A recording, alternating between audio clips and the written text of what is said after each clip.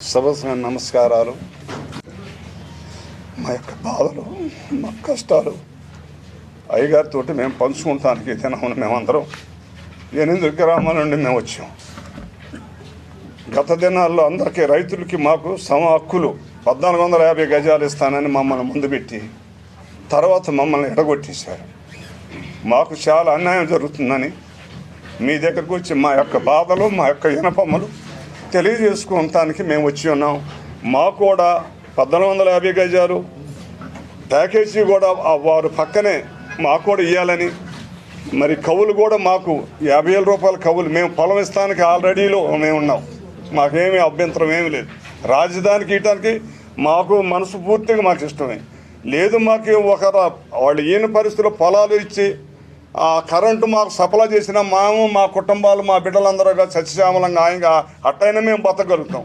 లేదు తీసుకొని మాకు 1450 గజాలు ఇచ్చి కవులు ప్యాకేజీ మాకు రైతుల పక్కనే మాకు ఇస్తే మేము శుభ్రంగా బతుకుతామని మొట్టమొదట కలిపి మాట్లాడు. రైతులు కూడా ఏమన్నారు, మీరు కూడా రండి, మా అమ్మల్ని కూడా ఎస్ఐలు కూడా పిలుచుకున్నారు.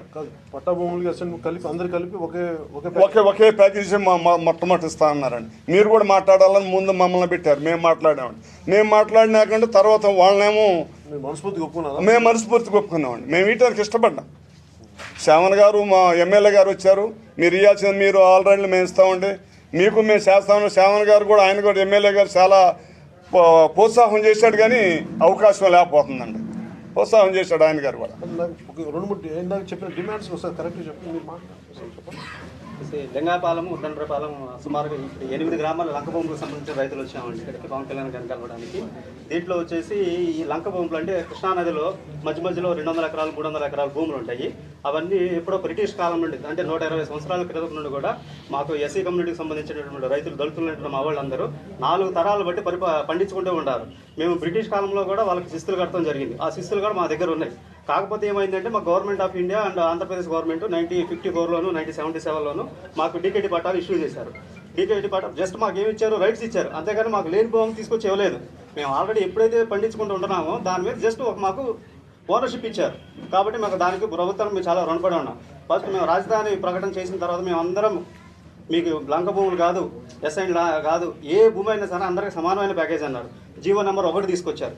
జీవో నెంబర్ 1లో 2 క్లాసిఫికేషన్స్ ఉన్నాయి. మెట్ట, జరీబా.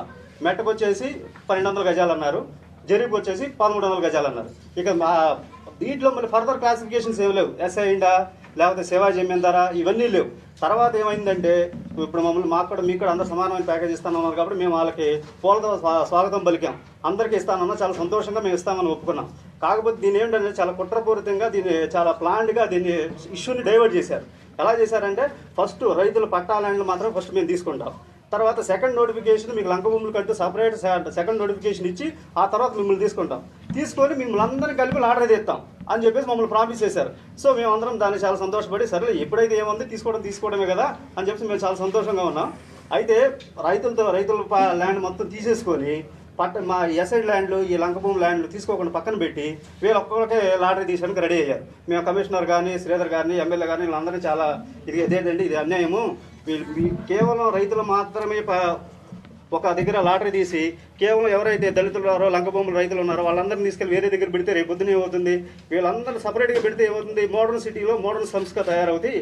ఇది చాలా డిస్క్రిమినేషన్ అండి, ఇది is not at all acceptable అని చెప్పి చాలా క్లియర్గా చెప్పాం. ఇది ఆర్యుల సంస్కృతి నుండి కూడా ఎట్లాంటి సంస్కృతి లేదు దళితులను పక్కన పెట్టడం. ఏదో అప్పుడైతే వచ్చింది, కానీ మళ్ళీ ఫ్యూచర్లో కూడా మోడర్న్ సిటీలు, సింగపూర్ సిటీలు అంటున్నారు. ఆ సింగపూర్ సిటీలో కూడా మళ్ళీ దళితులు తీసుకొని పక్కన పెడతారు. ఇది కరెక్ట్గా సార్ అని మేము చాలా అడిగినా సరే ఆ విషయం ఒక్కడి వరకు మాత్రం అయితే తర్వాత చూస్తాం. కానీ ప్యాకేజీ విషయంలో అయితే కనుక పెంచేది లేదు. అది జీవో నెంబర్ 41 తీసుకొచ్చారు సార్. జీవో నెంబర్ 41 ఏం చెప్తుందంటే ఈ అసైన్డ్ ల్యాండ్స్ని 6 క్లాసిఫికేషన్ చేశారు.